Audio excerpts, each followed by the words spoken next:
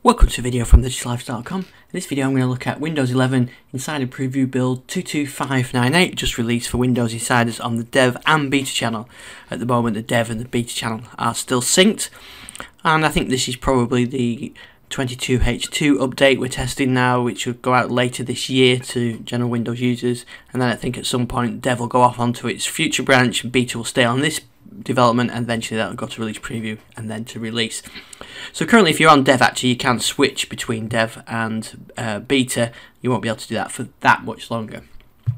Also with this build as well, you can get an ISO of this build, which you can get from Microsoft. So if you can try a clean install or try it in Hyper-V or whatever, this is a good chance to do that.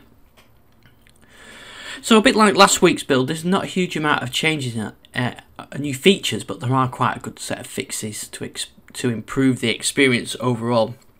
Also, if you're on the Dev channel, you've got the new version of Media Player, but this is on Beta, this device. The new version has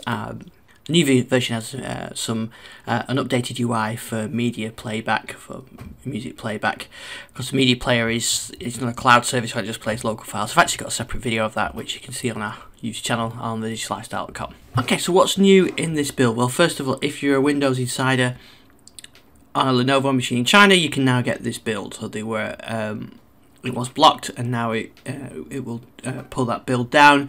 You just need to make sure that your Lenovo PC Manager has pulled down the latest update. With this build, the Getting Started app auto launches for some Windows Insiders, and the idea of this is to make sure that if you were a normal Windows user and not a Windows Insider, you would know what the changes are after you've installed this build. So as you see on my machine, it didn't auto start. I've manually loaded it here. But for some users it will start this automatically, and it's just like tips and tricks using Windows 11, and I think it's probably quite a good idea, especially if you went from Windows 10 to Windows 11, to sort of refresh you where you are on this with Windows 11. Here, by the way, is the updated search screen that has the sort of web content pulled into it. Not everybody's got that, but it's here on my Beta channel machine. Right, what else has changed? Windows Spotlight.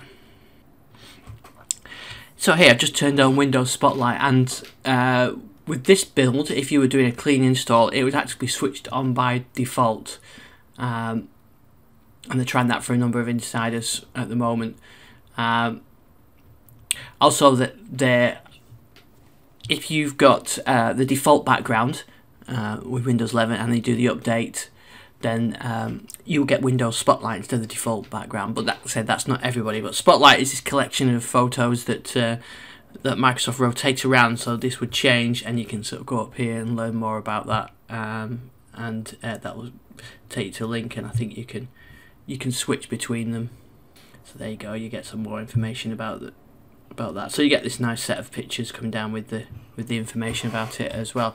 They're also trying 4K desktop backgrounds for a limited number of insiders. So if you've got a 4K monitor, you get the 4K background with it, which should look quite good. Right, let's rattle through some of the other changes in there. The tooltips, the volume icons show you when you're using spatial sound. They fixed some issues with the taskbar with focusing. They fixed some issues with mouse events may not apply correctly to tray icons, and they fixed some language issues. Start menu has a lot of fixes. When you click the more button, or from there, that was crashing, and now that's not crashing, which is good. They fixed some issues which would crash if you invoked it with a gesture, so that's why I'm swiping up there with my finger. Using the Surface touchscreen, and they fixed some issues with when you're scrolling Windows in the start menu, the start would close. They fixed quite a few input issues as well, and some DPI issues, some animation issues when you're showing a desktop, and alt tabbing as well. They fixed some issues with live captions, and over in Task Manager there's a couple of new keyboard shortcuts. Alt-E efficiency mode, Alt-E for end task, and Alt-V for efficiency mode, and it says Alt-N for a new task to run a new task. but you see mine's not. I'm doing Alt N and not much is happening, so I've not got that. And Control Tab switches between the tabs and there, and Control Shift Tab goes the other way as well.